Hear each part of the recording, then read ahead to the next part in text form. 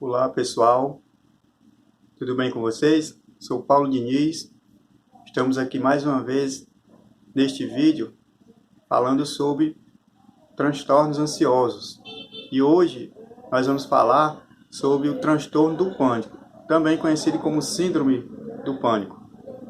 O transtorno do pânico faz parte, daqueles transtornos ansiosos aos quais nós estamos falando na série de vídeos. E é importante falar hoje para vocês que existe uma diferença entre transtorno do pânico e ansiedade. A ansiedade ela é aquela condição do nosso organismo que nós temos de enfrentar um perigo, enfrentar uma ameaça, para que nós possamos proteger a nossa vida. Ela é também importante para alguma situação preparatória, como, por exemplo, uma viagem que você vai fazer, ou uma prova de um concurso ou de um vestibular. E aí você precisa dessa descarga de adrenalina para que você possa se preparar em relação a esses acontecimentos. E ela serve também na nossa vida cotidiana, para que nós tenhamos uma condição de preparação em várias situações. Ela se torna patológica quando nós não controlamos as nossas emoções, quando nós passamos a antecipar os acontecimentos sem estudo prévio, sem uma condição para que esses acontecimentos venham realmente a acontecer. E aí ela fica numa condição doentia porque você não controla mais essas condições de antecipar coisas, eventos que às vezes não tem nem crivo de realmente acontecer. E aí as sensações físicas da ansiedade são muito parecidas com a da síndrome do pânico. A principal diferença para fazer um diagnóstico é exatamente a sensação que a pessoa tem quando dá crise de pânico, que ela vai morrer. Efetivamente, ela pensa que vai morrer. Por quê? Porque ela sente taquicardia, coração intensamente acelerado, ela sente sudorese, ela tem tremores nas mãos, fraqueza nas pernas, e aí ela pensa que está tendo um infarto, efetivamente. Por vezes também ela pensa que vai ter um AVC, porque ela tem sensações de adormecimento e formigamento, muito parecidas com os sintomas do AVC. O que faz a grande maioria das pessoas procurarem cardiologistas, endocrinologistas e diversas especialidades exatamente por terem esses sintomas físicos. E aí a dificuldade de se fazer um diagnóstico, onde é preciso observar, principalmente essa questão da sensação de que vai morrer e também uma outra questão importante, a intensidade dessas crises. Normalmente, isso se acentua por um mês.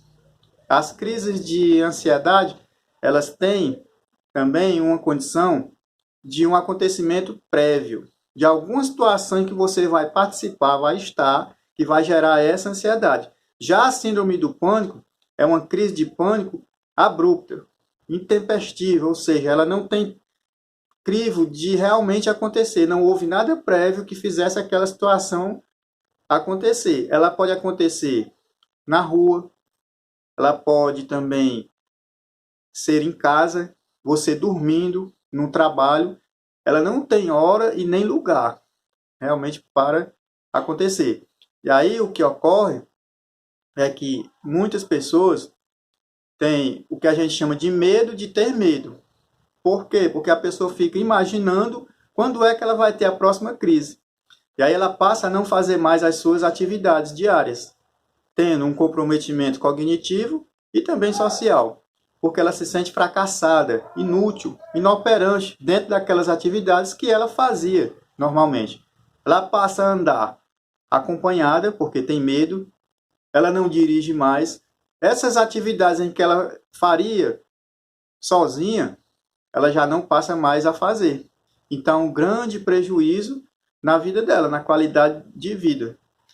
É importante que nós saibamos que no Brasil há cerca de 9,3% da população acometida pelo transtorno de pânico. Tá? Em torno de 18 milhões de pessoas. E a grande maioria não sabe ou não entende os sintomas do pânico, confundindo geralmente com a ansiedade. O tratamento ele é a nível medicamentoso e psicoterápico, onde o psicoterapeuta irá fazer sessões de acompanhamento com o paciente para exatamente através do que nós chamamos na terapia cognitiva comportamental de psicoeducação, uma forma de informação sobre o transtorno, que é também uma forma de tratamento, pois se o paciente sabe o que ele tem e consegue entender minimamente aquele transtorno, obviamente ele vai ter uma recuperação melhor. Existe também exercícios de respiração, são extremamente importantes, onde o paciente pode treinar, normalmente em casa, deitado, respirações no dia a dia para que ele possa controlar essas crises de ansiedade e não descambar para um transtorno de pânico. Por exemplo, ele respira, inspira bem forte e solta pausadamente, contando de 1 a 3. 1 a 3. E aí, ele também pode respirar e soltar, que ele vai contar de 1 a 6. 1, 2, 3, 4, 5, 6. Quando eu digo contar, é respirando nesse sentido, de 1 a 6. Porque aí ele vai fazer movimentar todo o corpo dele com essa respiração. E aí ele pode ir soltando, sentindo desde os pés. Quando ele vai começar essa respiração, pessoal, o que ocorre? Seus pés estão assim, ó, rígidos. E aí, ao ele começar a respirar, ele solta os pés. Da mesma forma, ele vai subindo, chegando até a face. São exercícios respiratórios que ajudam bastante, porque ele vai soltando os músculos. Quando ele for chegar na parte da cintura para cima, o que vai acontecer? Os seus ombros estavam rígidos, né? Ele solta os ombros, e assim com os braços, e assim também com as pernas. Existem também exercícios que são exposições a certos medos, as situações que podem causar medo, como, por exemplo, olhar para uma luz muito forte durante alguns segundos e depois ler, girar em torno do próprio corpo como um peão e depois parar, estar parado e correr parado, para suar, para ver como fica essa sensação ruim de correr parado. Isso faz com que o paciente vá se adaptando de forma contínua às situações, para que, caso ele tenha outra crise de pânico, ele não ter as mesmas sensações e saber lidar um pouco com isso. Claro, evidentemente que isso leva tempo, pessoal. E o tratamento medicamentoso é exatamente com antidepressivos para controlar a questão da ansiedade. É importante que nós falemos aqui que as causas do transtorno de pânico não são bem definidas ainda pela ciência, mas se sabe, através de estudos, que estresse, comprometimento de qualidade de vida através, por exemplo, de um trauma, de uma situação de desemprego, uma separação, um divórcio, que tenha afetado muito o indivíduo, podem desencadear crises de pânico. A boa notícia, pessoal, é que ninguém morre de crise de pânico.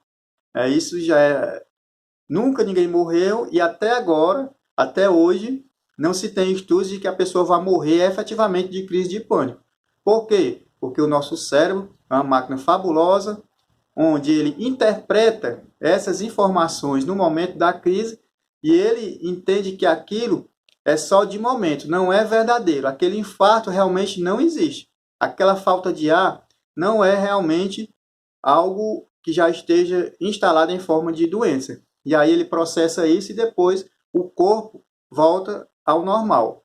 Então, assim, é necessário que nós tenhamos cuidado, né, com a nossa condição de vida, no sentido de ter menos estresse possível, ter mais calma, não descambar para a ansiedade, principalmente se essa ansiedade começar a ficar patológica, e você já procura o tratamento, que pode ser que ela descambe para um transtorno de pânico.